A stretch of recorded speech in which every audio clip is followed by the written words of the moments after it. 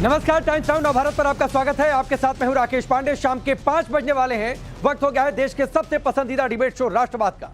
राष्ट्रवाद यानी देश से बढ़कर कुछ नहीं। मठाधीश माफिया एक, क्या अखिलेश यादव ने योगी आदित्यनाथ को यह बात कही? योगी मॉडल बनाम अखिलेश मॉडल के बीच मठ मॉडल क्यों और कहां से आ गया? यूपी में समाजवादी पार्टी के अध्यक्ष अखिलेश यादव ने मठाधीश और माफिया को एक बताया तो इस पर संत समाज भड़क उठा है। संत समाज के लोग अखिलेश यादव से माफी मांगने की बात कर रहे हैं। संतों का कहना है कि ऐसा बयान देकर समाजवादी पार्टी ने अपना असली चेहरा सामने ला दिया है। यह सनातन का अपमान है, क्योंकि यह वही समाजवादी पार्टी है जिसने 90 के दशक में संतों पर गोली चलवाई थी। अखिलेश के इस बयान पर बीजेपी ने भी पलटवार किया और कहा कि समाजवादी पार्टी माफिया की मजार पर फातिहा पढ़ने वाली पार्टी है।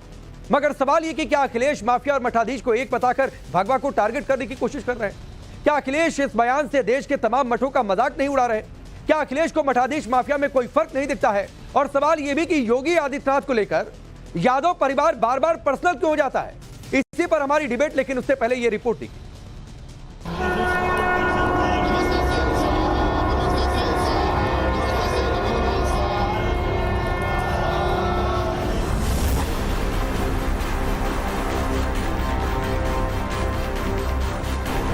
मठाधीश और माफिया में कोई ज्यादा फर्क नहीं होता। समाजवादी पार्टी को इस बात की जानकारी नहीं है कि मठ मंदिर और माफिया में क्या अंतर है। देश के सबसे बड़े सूबे यूपी की सियासत में हंगामा मचा है। सपा मुखिया अखिलेश और सूबे के मुखिया योगी आमने सामने हैं। तनाव उपचुनाव को लेकर है। अखिलेश की कोशिश है कि लोकसभा चुनाव की तरह उपचुनाव में भी बीजेपी को पीछे छोड़ने में कामयाबी हासिल कर ले, और अगर ऐसा हुआ तो ये संदेश देने में कामयाब होंगे कि यूपी में योगी पर वो 20 है। फिर इसके लिए अखिलेश को भगवा और मठ परंपरा के खिलाफ भी बोलना पड़े तो कबूल है। डकैत मंगेश यादव पर बात चल रही थी। यादव जात के अपराधी के एनकाउंटर ने उपचुनाव से पहले अखिलेश को जाति कार्ड खेलने का मौका दे रखा है, लिहाजा अखिलेश बोलने का कोई मौका नहीं छोड़ रहे। बोलते बोलते अखिलेश मठ मठाधीश और माफिया तक पहुंच गए। सुनिए। मठाधीश और माफिया में कोई ज्यादा फर्क नहीं होता। सरकार ने खुद जारी किए हैं, कई अखबारों ने खुद जारी किए हैं वो नाम, वो नंबर्स। तो जो हमारे साथी यहाँ पूछ रहे थे, बताओ उसमें पीडीए परिवार के लोगों के 60 से लेकर 70% लोगों का एनकाउंटर हुआ है कि नहीं हुआ? अखिलेश ने मठाधीश को माफिया से जोड़ दिया तो सूबे की सियासत में हंगामा मच गया। अखिलेश के मठाधीश को माफिया बताए जाने को सनातन के खिलाफ बयान बताया गया। बीजेपी ने अखिलेश का ये कहते हुए तीखा विरोध किया कि सपा को मठ मंदिर माफिया में फर्क नहीं पता। लगे हाथ डिप्टी सीएम ब्रजेश पाठक ने सपा के डीएनए की असलियत भी बता दी। समाजवादी पार्टी को इस बात की जानकारी नहीं है कि मठ मंदिर और माफिया में क्या अंतर होता है। वो माफिया के मजार पर फातिहा पढ़ने वाले लोग हैं और प्रदेश की जनता से, देश की जनता से इन्हें माफी मांगनी चाहिए। बीजेपी इसलिए भी ज्यादा हमलावर है क्योंकि सीएम योगी आदित्यनाथ गोरक्षनाथ मठ से आते हैं। सूबे के सीएम के साथ साथ वो गोरक्षनाथ पीठ के महंत भी हैं।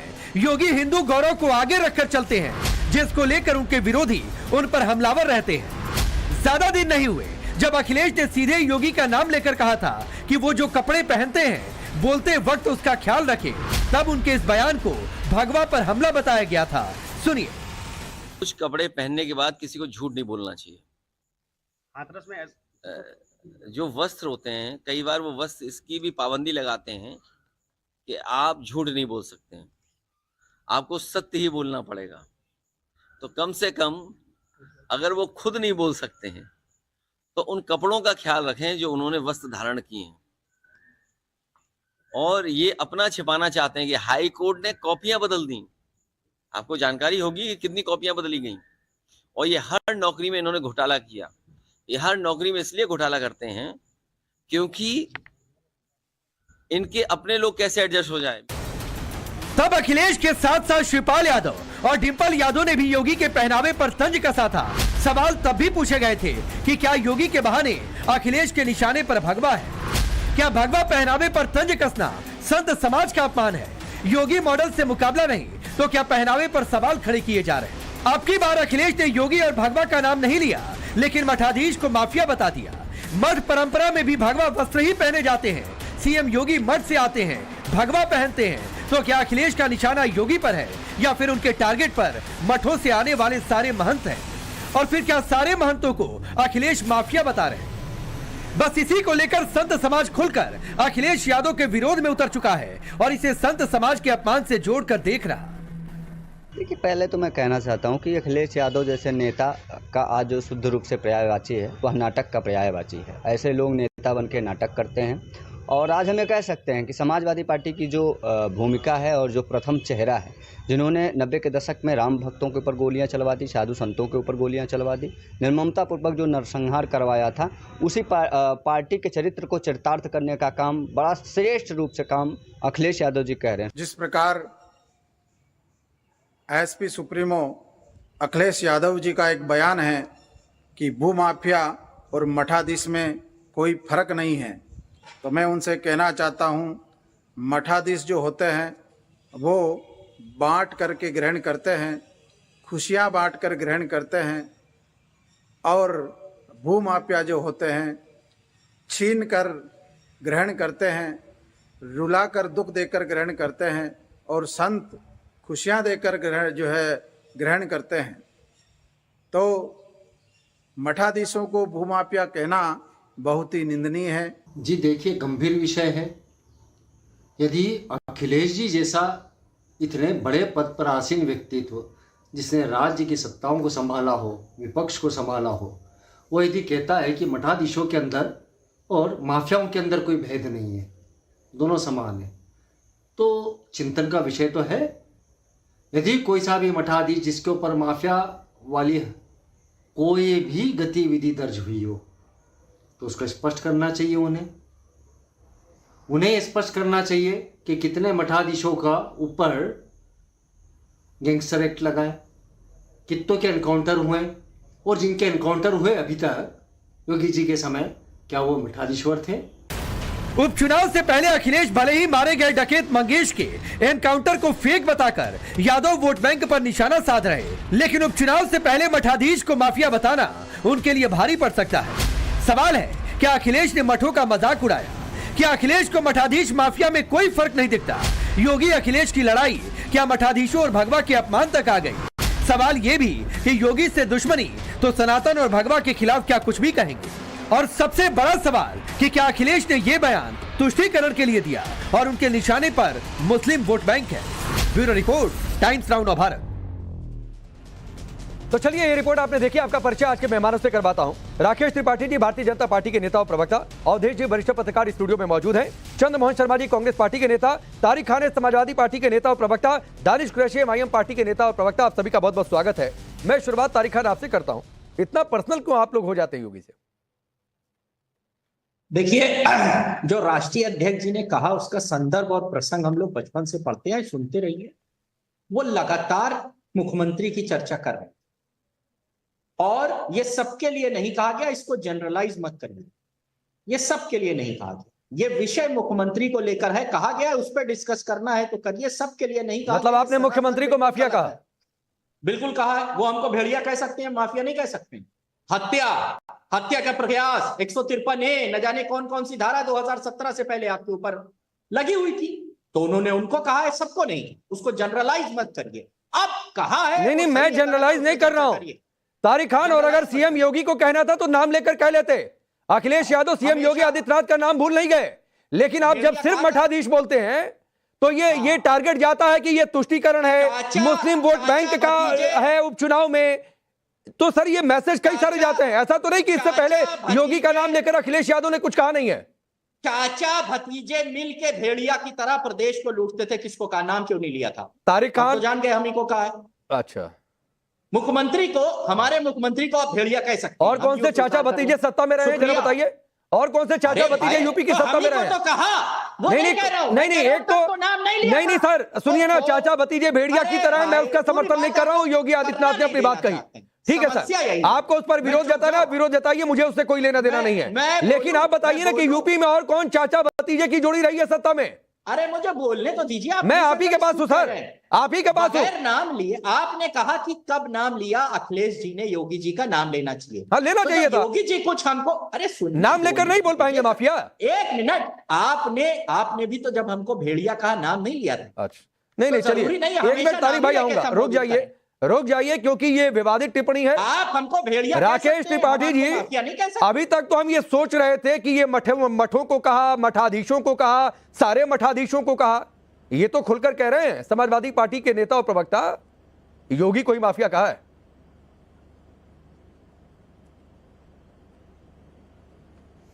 तारिक खान को कहने की जरूरत नहीं है, अखिलेश यादव इनकी पार्टी के नेता हैं और कोई अभी दुधमुहे बच्चे नहीं हैं। अखिलेश यादव उत्तर प्रदेश के मुख्यमंत्री रह चुके हैं, लंबे समय से राजनीति कर रहे हैं, समाजवादी पार्टी के राष्ट्रीय अध्यक्ष हैं, सुप्रीमो हैं। तो इसलिए अखिलेश यादव ने क्या कहा है और उसका अर्थ क्या है और उसका अर्थ क्या समझा जाना चाहिए, ये तारिक खान ना समझावे। समाजवादी पार्टी का चरित्र इस प्रकार का है, मजहबी तुष्टीकरण के लिए हिंदू देवी देवताओं का अपमान, साधु संतों का अपमान, धर्म ग्रंथों का अपमान, यह समाजवादी पार्टी की रणनीति का हिस्सा है। और वो 90 में गोली चलवाना हो कार सेवकों पर, उसके बाद मुलायम सिंह यादव का यह बयान कि कुछ लोग और मरते, भरोसा जीतने के लिए हम कुछ लोग और लोगों को मरवा देते, या 2015 में उत्तर प्रदेश के मुख्यमंत्री रहते हुए अखिलेश यादव जी ने जिस तरह से शंकराचार्य स्वरूपानंद सरस्वती उनके शिष्यों पर, साधु संतों पर काशी में लाठी चलवाने का और उसके बाद मुकदमा लिखवाने का काम रहा हो। ये कोई एक दो बार नहीं है। स्वामी प्रसाद मौर्य इनकी पार्टी के राष्ट्रीय महासचिव रहते हुए रामचरितमानस को लेकर के अपमानजनक टिप्पणियां करते हैं और उसको फाड़ने और फुकवाने का काम करते हैं, और अखिलेश यादव उसको लगातार समर्थन देने का काम करते हैं। मैं गिनाऊंगा तो दर्जन भर वाकये ऐसे गिनाऊंगा कि अखिलेश यादव ने कब कब सनातन को लेकर के, धर्म ग्रंथों को लेकर के, साधु संतों को लेकर के अपमानजनक टिप्पणियां करने का काम किया है। और अभी जो वर्तमान टिप्पणी की है ये माफियाओं के बचाव में कर रहे हैं, अपराधियों के बचाव में कर रहे हैं। मंगेश यादव के प्रति इतना प्यार उमड़ रहा है ना अखिलेश यादव का कि उसके लिए ये मठाधीशों को अपमानित करने का काम कर रहे हैं। और जब चुनाव आएगा ना तो ये मठाधीश बताएंगे, ये साधु संत बताएंगे, ये धर्माचार्य बताएंगे, ये अखाड़ों के महामंडलेश्वर बताएंगे, जो समाज के अगुआ है, प्रतिनिधि है, कि अखिलेश यादव की इस टिप्पणी का क्या अर्थ होता है। और निश्चित तौर पर ठीक है राकेश जी, मैं आता हूं एक और सवाल तारिक खान, जो बात राकेश त्रिपाठी जी कह रहे हैं, ये बात इसलिए भी सही है कि आपको योगी आदित्यनाथ पर कुछ बोलना है, नाम लेकर बोलिए, लेकिन आप योगी पर हमला बोलने के लिए आप मठ तक जाते हैं, आप मठाधीशों तक जाते हैं, फिर कहते हैं कि सारा बुलडोजर गोरखपुर पर चलेगा।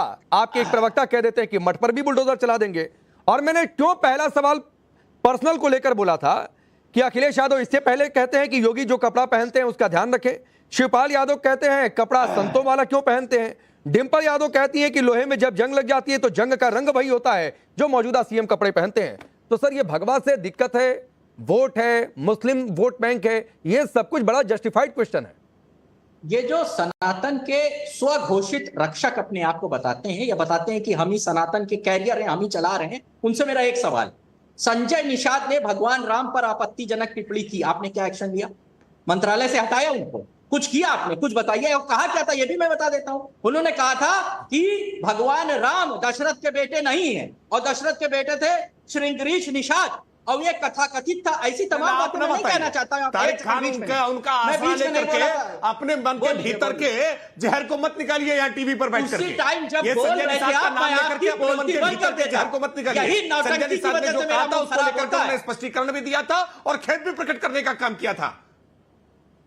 आप अपने एक्शन बताइए। मैं मेरा सवाल अपना मूड अपना शुरू और आकर के टीवी चैनल पर बैठकर संजय निषाद के हाल में चुप करके अपने मन के भीतर के जहर को मत निकालिए। उनका माफीनामा दिखाइए, उनका माफीनामा हमको दिखाइए। हमारे पास कोई माफीनामा नहीं है। संजय निषाद ने भगवान राम का अपमान किया, आपने जीरो एक्शन लिया। दूसरी बात, आप कौन होते भाई? आपको कौन माफीनामा दिखाएगा? अरे तारिक खान की भावनाएं हर्ट हुई है क्या?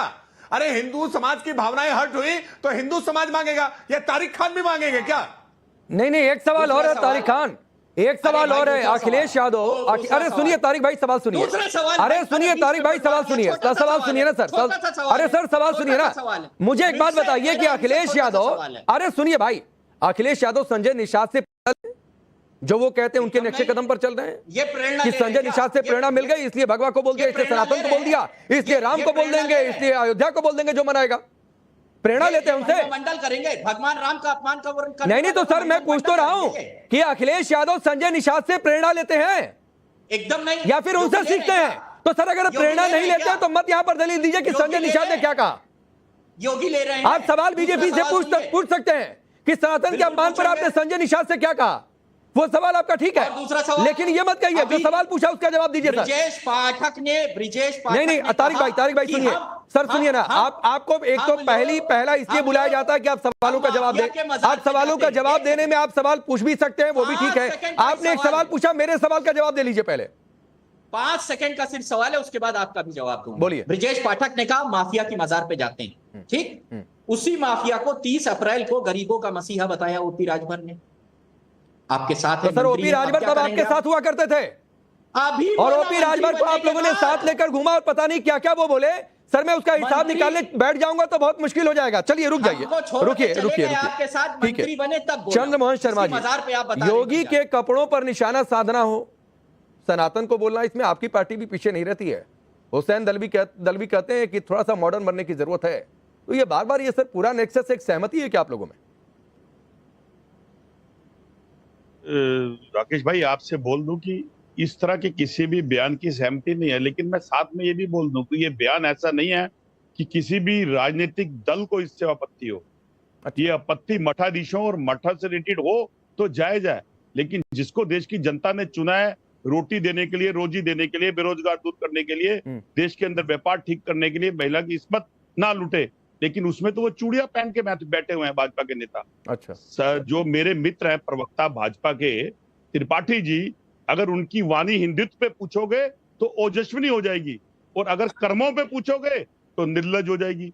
तो बहुत सारे बयान तो अमेरिका में, जर्मनी में, कनाडा में, यूएसए के अंदर, ऑस्ट्रेलिया के अंदर एक और शीर्ष नेतृत्व है भारत का, जिसको भाजपा के प्रधानमंत्री और देश के प्रधानमंत्री हैं, उनकी वाणियां बहुत निकली हैं, उस पर भी चर्चा होनी चाहिए।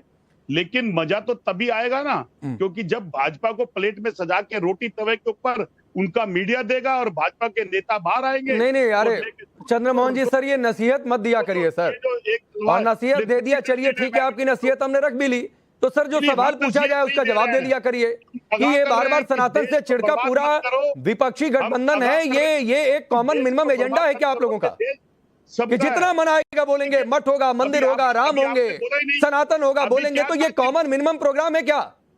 अरे अभी क्या बात बोला अभी आप राकेश त्रिपाठी ने कि इससे तारिक अहमद का हर्ट नहीं होता। हाँ तो सही बात है, तारिक खान हिंदू थोड़े नहीं है, तो उनकी भावनाएं, धार्मिक भावनाएं कैसे हाथ हो सकती हैं? राकेश, इसमें क्या गलत है आपको कि अगर आप में दम है तो मेरी बात का जवाब दीजिए। अगर एक राष्ट्रीय प्रवक्ता एक देश के नागरिक को कहता है कि वो हर्ट नहीं होता और दूसरे नागरिक के साथ खड़ा होता है, तो भाई अच्छा चलिए राकेश त्रिपाठी 30 सेकंड जवाब दे लीजिए, फिर मैं उदय जी के पास जाऊंगा। बावजूद इसके कि क्यों राकेश त्रिपाठी ने कहा, यह बात बहुत साफ है भाई, मठाधीश पर बोलेंगे तो हिंदू धर्म का लेना देना है, दूसरे धर्म की धार्मिक भावनाएं कैसे हाथ हो सकती है? राकेश त्रिपाठी 30 सेकंड। देखिए ऐसा है, चंद्रमोहन शर्मा कांग्रेस पार्टी के नेता है और कांग्रेस पार्टी ही तो इस पूरी समस्या की जड़ है।